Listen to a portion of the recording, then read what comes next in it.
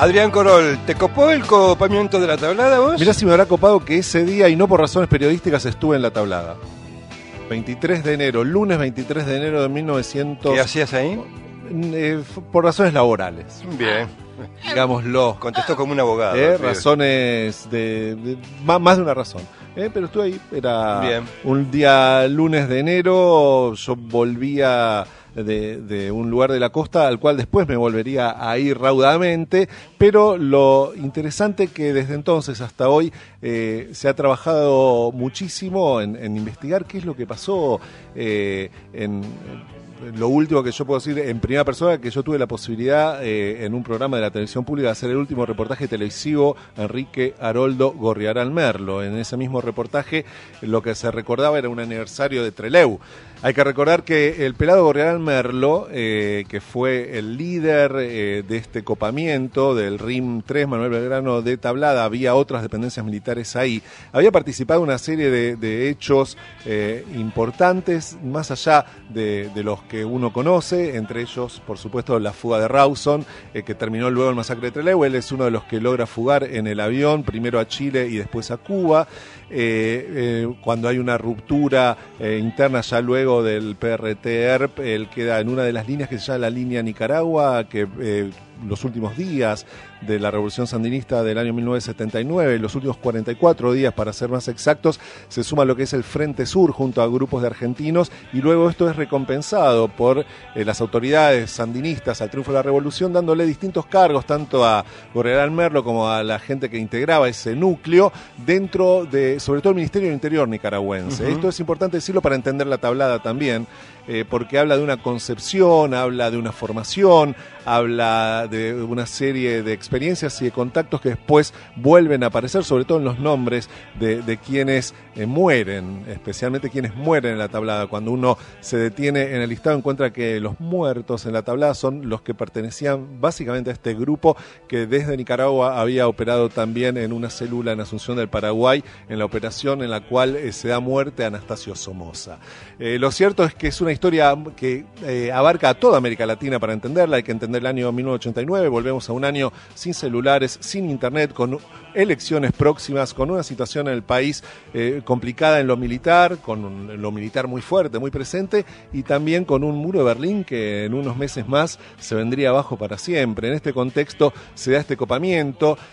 Uno puede pensar que hubo copamientos, algo decía el chino recién en su columna, anteriores, como el de Monte Chingolo, también en manos del ERP, en un gobierno constitucional en el año 1975. Hay algunas coincidencias, más allá que los dos fueron un 23, Chingolo el 23 de diciembre, la tablada el 23 de enero, en los dos se irrumpió con camiones, en los dos posiblemente hubo alguna infiltración, probada en el caso de Chingolo, no tan así en el caso de la tablada, y en los dos hechos no hubo heridos en el bando, digamos, de los insurgentes que ocupan los regimientos. No hay un solo herido en Chingolo, no hay un solo herido en la tablada. Lo que sí hay es desaparecidos en ambos casos. Lo que sí hay son hechos de terrorismo de Estado. Cuando uno dice en 1989 en la tablada es el último resquemor, la última manifestación de la guerrilla setentista, la guerrilla de los 70 termina en el 89 y en la tablada se da este hecho de la guerrilla, tiene que decir que en la tablada, además de guerrilla, lo que se encuentra ahí es terrorismo de Estado, salvo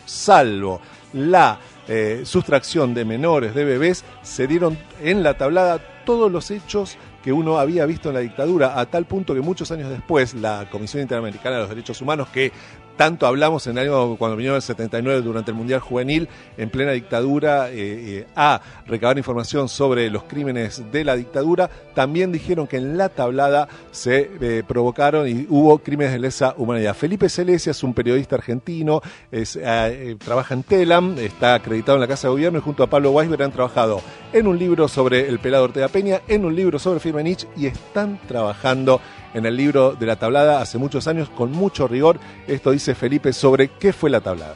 La tablada, creo yo, fue, digamos, el último estertor de la guerrilla de los 70, ¿no?, en la Argentina.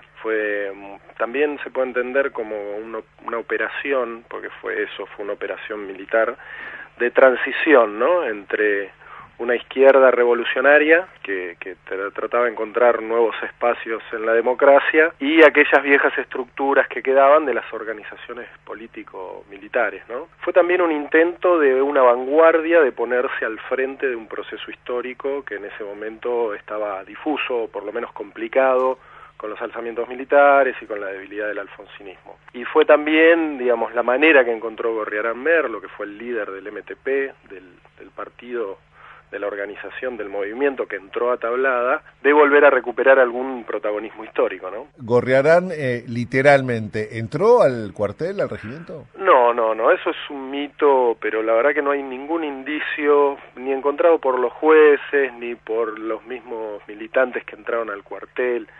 Digamos, hay coincidencias generales de los factores, de los hechos fácticos, sí, tanto como de la literatura y de los testimonios de que Gorriarán no estuvo. Y es lógico, porque ya en ese momento no era un tipo grande, pero sí era mayor para en términos militares, ¿no? Era un cincuentón. Entonces, para preservar además su condición de líder y de general de la operación, estuvo afuera del regimiento dando vueltas y se terminó retirando cuando ya la operación estaba fracasada. Pero él no entró.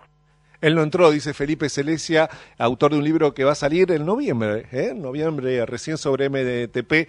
Tablada, hay que decirlo esto porque había muchas versiones también había, y sobre todo en aquel momento, y han sido sostenidas dentro de las 3 hipótesis de teorías de la conspiración que se tejen alrededor del copamiento de la Tablada, por una supuesta participación de ciertos sectores del radicalismo, específicamente un hombre como Enrique Coti Nosiglia, referente, entre otras cosas, de la coordinadora, y su participación en esta operación de la Tablada. La investigación concreta y puntual de Felipe Celesia con respecto al Coti Nosiglia dice algunas cosas. El Coti Nosiglia era un famoso rosquero e intrigante de los comités radicales de los 80. En ese momento era ministro del Interior y tenía una relación de parentesco político con Francisco Pancho Provenzano, que venía de una familia radical y que era un poco la mano derecha política de Gorriarán Merlo. Entonces, por ese vínculo, y los militares, no nos olvidemos que en ese momento los militares estaban empezando a ser juzgados por los crímenes del terrorismo de Estado. Entonces estaban bastante enojados con los radicales. Y la manera de involucrarlos y de hacerles algún daño era esto, vincularlo a ese ataque, pero la verdad es que el radicalismo no tuvo nada que ver con ese ataque y sufrió las consecuencias del asalto a la Tablada. Fue un desastre para el radicalismo. Ellos pretendían producir con el copamiento de la Tablada un engaño previo a la sociedad, hacerse pasar por carapintadas, que la sociedad reaccionara como había reaccionado en los alzamientos carapintadas anteriores, que se dirigiera al cuartel, que digamos rodeara el cuartel, y ahí ellos iban a salir como diciendo, bueno, dominamos a los carapintadas y ahora marchemos a Plaza de Mayo a exigir un gobierno popular. Escuchamos a Felipe Celesia, decíamos, un periodista trabajando sobre el copamiento puntual del cuartel de la Tablada. Hay que recordar que el MTP, acá, sobre todo en la República Argentina, previo y sobre todo a la vuelta de la democracia, fue responsable de la revista Entre Todos, una gran publicación que nucleó lo mejor, muy buenas plumas. Fue un proyecto editorial muy interesante. También dentro de las derivaciones editoriales del MTP uno podría encontrar un aporte a la Urraca, a la editorial La Urraca, en cuanto a la cuestión comercial, y a la fundación, esto hay que decirlo, del diario Página 12. ¿Cómo debemos recordarlos entonces? Hay que recordarlos por empezar, con el respeto que la situación merece. Acá hay muertos, hay que recordarlos sin decir esto fue una operación de inteligencia, o esto fue el Coti Nosiglia. Tal vez habría que pensar desde los hechos concretos en una equivocación, en un error. Uno cuando se equivoca en un error no van a dejar de ser más o menos revolucionarios o más. Generalmente cuando uno habla hoy con quienes sobrevivieron a este ataque, quienes eran parte del MTP, que estuvieron muchos años presos y que sufrieron lo que sufrieron, te dicen y asumen muchos de ellos este error. Ellos dicen, fuimos a parar un golpe de cara pintada, lo cual no está debidamente acreditado, y lo que sí está acreditado es que hubo una maniobra de diversión, de distracción, con volantes producidos por el mismo grupo del MTP, diciendo viva Rico y viva Zeinaldín, para generar una confusión. Me dice el señor Gustavo Campana que hay una voz que es la de Vicente, la de Néstor Vicente, hablando de un conocimiento con Gorriarán Merlo, y después tenemos una perlita más que merece escucharse porque es un documento histórico a propósito del hecho de la tablada. Llega una persona, que después deducimos es Gorriarán Merlo. Yo la verdad que no lo conocía, o sea que nos habían dejado con un televisor prendido con un documental. Bueno, estábamos ahí y empezamos a conversar de política. No nos poníamos de acuerdo en nada. Él estaba muy alfonsinista, defendía, y nosotros, yo particularmente, que era el que presidía, no, estábamos más bien opositores, reconociendo a la distancia las muchísimas cosas positivas de Alfonsín dentro de sus limitaciones y situaciones. Si apoyamos nosotros la CONADEP, la apoyamos, y eso que para Conte era difícil porque él quería más, pero la apoyamos. Él quería una bicameral. Quería lo que hoy se está haciendo, claro, ¿no? Arranquemos diferente, estaría tan chocho hoy a gusto, ¿no? Estaría tan feliz de todo esto. Pero bueno, a veces se siembra y no se ve el fruto. Y entonces, bueno, conversamos con esta persona, bien, conversamos un largo rato, de política, de esto, del otro, y en un momento dado nos vienen a buscar los que nos habían llevado, y nos vamos, saludamos. No le pregunté a él quién era tampoco, me habían dejado en una casa, esas cosas que no...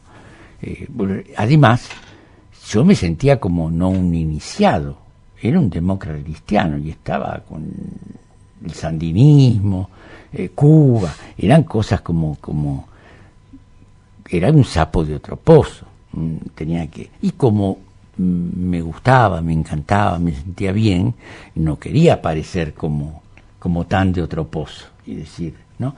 Bueno, el tema básico era que Gorriarán en ese entonces imaginaba, él en su libro pone que lo visitamos, pero no pone el objetivo. El objetivo era el acercamiento con algún sector cristiano en la Argentina. Él estaba por armar Todos por la Patria, ese grupo que arman acá. Y bueno, como esta vía no anduvo, después aparece Pujané.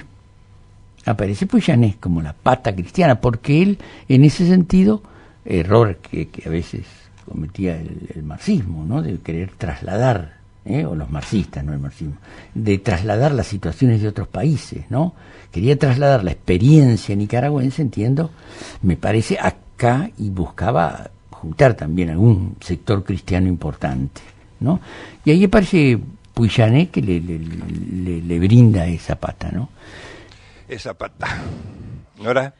Algo muy cortito. Esa madrugada, yo en ese momento trabajaba de productora periodística en el programa de la primera mañana de 6 a 9 de Pepe Liachev. Y recuerdo que empezaban a sonar inopinadamente los teléfonos, porque viste que los oyentes llaman todo el tiempo, pero no a las 6 de la mañana. Empezaron a las 5:30, 6 menos 4, a llamar, en una cosa impresionante. Empezamos a tratar de atender, a ver qué se estaba, y todos estaban asustadísimos. Era gente que llamaba, diciendo que por arriba de sus casas estaban pasando y que veían botas, y que estaban metiéndose y qué sé yo. Por lo tanto, ¿qué hace un productor? Empezamos a llamar al cuartel, a cualquiera de los puestos de guardia, a ver si se nos atendía, y de repente nos atiende uno. Y le decimos, bueno, queremos saber qué está pasando, qué sé yo, se amotinaron. No, esta vez no somos nosotros. Esta vez no somos nosotros, y porque esto es importante aclararlo, porque hasta casi el mediodía se creía que era un levantamiento cara pintada, si bien algunos ya tenían la información de que no era así. La policía de la provincia de Buenos Aires participó, fueron los primeros en llegar al regimiento, y desde el punto de vista del periodismo, ustedes al día de hoy seguramente cada 2-3 meses ponen Crónica TV y ponen la batalla, la tablada, y te pasan horas de material capturado de más de 30 horas de grabación, donde uno ve a quiénes eran los periodistas que cubrían, no para Crónica TV, porque Crónica TV es una experiencia posterior de mediados de los 90, en aquel momento trabajaban para Tele2, que era día gerenciado por Héctor Ricardo García después de Crónica TV. Y los periodistas que cubren son Daniel Haddad, Mario Marquic y Jorge Pizarro en ese documental. Y ahora una perlita, decíamos, el mismo 23 de enero a la tarde-noche, el doctor Carlos Saúl Menem, así como el chino nos decía el otro día que el Martelli estaba jugando al tenis en la provincia de Buenos Aires, este día estaba jugando al tenis, pero en Mar del Plata. Y uno dirá, ¿y este cómo lo sabe? Porque vamos a escuchar ahora el audio del doctor Menem en Mar del Plata ese día, después de jugar al tenis, cuando se entera que no eran carapintadas, sino era gente del MTPR que acababan de denunciarlo por un supuesto pacto de Menem, Seineldin, aquella historia que uno Jorge sabe, Baños. Que fue denunciado por Jorge Baños y también por Quito Burgos ya desde dos semanas antes. Menem parece que se entera de esto por Seineldin, y presten atención este documento, 23 de enero a la noche, estaba todavía el MTP adentro de la tablada y Menem desde Mar del Plata decía esto. A eso de las 5 de la tarde todavía no se habían clarificado los hechos, pero ya en este momento estoy en condiciones de afirmar, de acuerdo a versiones que me han llegado de sectores que me merecen la más absoluta de la fe, se trataría de sectores de la izquierda, de la ultraizquierda, más precisamente del ERP, integrantes, pero esto lo tomo con pinzas, de quienes entablaron una querella en mi contra o una denuncia, este movimiento de Todos por la Patria, que son de izquierda, pero que estarían complicados en esta maniobra. Menos, estos salvajes individuos son capaces de cualquier cosa, la misma actitud y la misma forma de orar han matado a sangre fría a muchos soldados valerosos, jóvenes soldados. Inclusive fue víctima de este asalto el subjefe del regimiento 3 de la tablada, así que están jugados, han ido a morir o a matar. Yo espero que pronto se sofoque esta situación, se la neutralice, se la anule y que desde hoy en más terminemos por entender que no hay posibilidad de una paz duradera en la República Argentina si es que no entramos a respetar, más allá de los hombres, a las instituciones.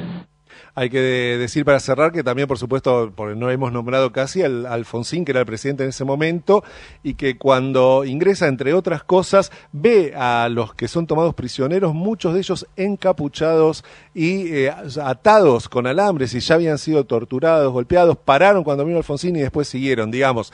Un presidente, comandante en jefe y demás, estuvo en la tablada y vio esto, vio a estos prisioneros en este estado, y aún hoy sigue habiendo todo el tiempo novedades en cuanto al reconocimiento de los cuerpos. Durante mucho tiempo se creyó que eran unos, que después eran otros, porque realmente fueron desaparecidos también muchos de los cuerpos de los que fueron muertos en este ataque a la tablada, que tantos años después sigue dejándonos alguna que otra pregunta y muy poca respuesta.